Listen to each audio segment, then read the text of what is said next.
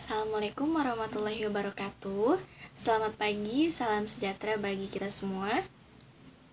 Yang terhormat Ibu Yolanda SSMPD selaku dosen pengampu mata kuliah Korespondensi Bahasa Indonesia dan juga teman-teman kelas Y 4B yang kami banggakan. Kami dari kelompok 4 yang beranggotakan Liana Safitri, NPM 2020215000237, Chandra Hadika 2020215001115, Hendrik Ega 2020215000169, dan Muhammad Farhan Subrata dengan NPM 2020215000320 akan mempresentasikan materi korespondensi mengenai bahasa surat. Menurut Krida Laksana dan Joko Kencono dalam buku Karya Her tahun 2014 halaman 32, bahasa adalah sistem lambang bunyi yang arbiter yang digunakan oleh para anggota kelompok sosial untuk bekerja sama, berkomunikasi, dan mengidentifikasikan diri. Fungsi utama dari bahasa itu sendiri adalah sebagai alat komunikasi antar manusia. A. Pengertian bahasa surat. Bahasa surat adalah bahasa yang dilahirkan secara tertulis yang digunakan dalam surat, terutama bahasa yang terdapat pada inti surat.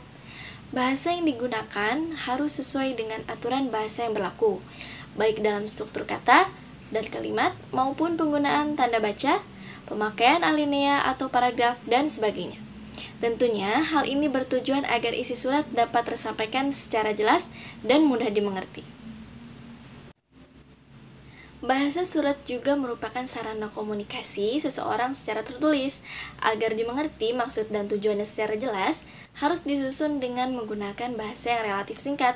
Dan sebelum menulis surat, hendaknya dipertimbangkan sebaik mungkin, baik penyusunan kalimat, arti maupun ketepatan penggunaan kata-kata atau diksi. Assalamualaikum warahmatullahi wabarakatuh. Di sini saya akan melanjutkan materi, yaitu mengapa kita perlu memperhatikan bahasa surat. Dengan bahasa yang jelas, pesan yang akan disampaikan oleh pengirim kepada penerima akan dipahami secara efektif. Selanjutnya bahasa surat. Bahasa surat juga dapat membawa wibawa seseorang. Yang selanjutnya yang B, dalam surat menyurat gaya bahasa sangat dipengaruhi oleh beberapa faktor. Di antaranya, 1. Kedudukan penulis terhadap yang dikirim surat. Yang kedua, persoalan yang akan dikemukakan di dalam surat, misalnya instruksi, pemberitahuan, permohonan, dan lain sebagainya. Terima kasih. C. Hal-hal yang harus diperhatikan dalam menggunakan bahasa surat. Yang pertama, hindari kalimat yang panjang dan berbelit-belit. Hal ini dapat menimbulkan salah paham pembaca terhadap maksud penulis. Yang kedua, tempatkan tanda baca yang tepat. Penempatan tanda baca yang tidak tepat dapat menimbulkan makna yang berbeda dari maksud penulis sendiri. Yang ketiga, gunakan kata-kata dan istilah yang sudah lazim dipakai, karena lawan bicara kita belum tentu mengerti apa maksud dari istilah yang kita utarakan. Yang keempat, gunakan ejaan yang benar dan ejaan yang umum dipakai. Hal ini sama dengan poin 3, di mana lawan bicara kita atau lawan orang yang kita ajak komunikasi atau pembaca dari surat kita itu mengerti mengenai ejaan yang kita maksudkan, sehingga kita harus menggunakan ejaan yang lazim. D. Kriteria bahasa surat. Dalam surat menyurat terdapat kriteria bahasa, yaitu 1. Bahasa baku. Yang kedua, bahasa harus jelas dan tidak bermakna ganda. Yang ketiga, menggunakan bahasa yang lugas, tidak bertele-tele, dan mengikuti perkembangan bahasa surat. Yang keempat, bahasa yang digunakan haruslah efektif dan efisien. Yang kelima, bahasa padu. Tiap gagasan dituangkan dalam satu paragraf. Yang keenam, harus bernalar. Yang ketujuh, menarik atau mengandung rasa bahasa.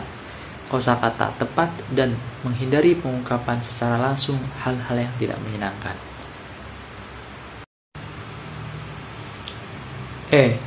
Syarat-syarat bahasa surat. 1. Surat disusun dengan teknik penyusunan yang tepat dan benar. Yang kedua, isi surat harus dinyatakan secara ringkas, jelas, dan eksplisit. Hal ini dimaksudkan agar penerima dapat memahami isi surat dengan cepat, tepat, tidak ragu-ragu, dan pengirim pun memperoleh jawaban secara cepat sesuai yang dikehendaki.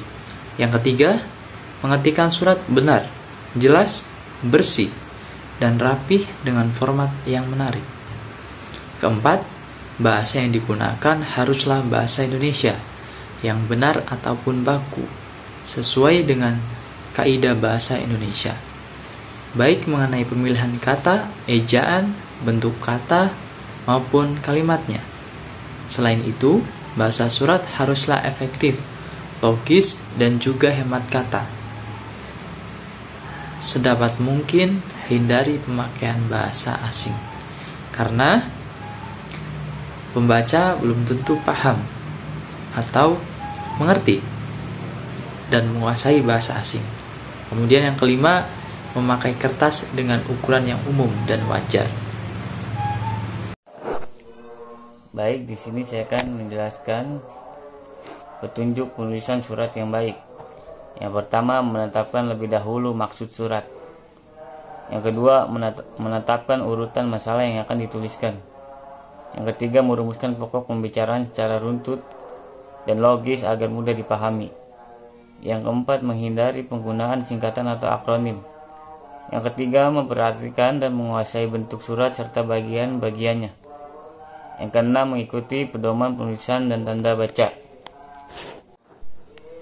G. Ejaan dan tanda baca. Menulis surat dalam bahasa Indonesia harus memperhatikan kaidah-kaidah bahasa Indonesia, diantaranya pemakaian huruf kapital. Huruf kapital umumnya dipakai sebagai yang pertama, huruf pertama nama gelar kehormatan, keturunan, dan keagamaan yang diikuti nama orang. Contoh, Haji Syafi'i, Sultan Agung, Mahaputra Wijaya. Yang kedua, huruf pertama nama jabatan dan pangkat atau pengganti nama orang tertentu, nama instansi atau nama tempat. Contoh, Gubernur Jawa Barat, Gubernur Bank Indonesia, Marsikal Madya Priyono. Pertanyaan atau seruan. Tanda titik juga dipakai untuk membatasi singkatan pada gelar sarjana dengan bidang yang diambilnya. Contoh, SPD. Yang kedua, tanda koma. Tanda koma dipakai di antara nama dan alamat. Bagian-bagian alamat, tempat dan tinggal, nama tempat dan wilayah atau negara yang ditulis secara berurutan. Tanda koma juga digunakan di antara nama dan gelar. Yang ketiga, tanda titik dua. Tanda titik dua dipakai sesudah kata atau ungkapan yang memerlukan kata keterangan. Contoh, hari, Rabu, tempat, balai desa. Yang keempat, tanda garis miring. Tanda garis miring dipakai dalam nomor surat, nomor alamat, dan penandaan masa 1 tahun. Garis miring digunakan sebagai pengganti kata atau tiap. Contoh, harganya 5.000. Garis miring buku. Sekian presentasi dari kelompok 4. Terima kasih. Wassalamualaikum warahmatullahi wabarakatuh.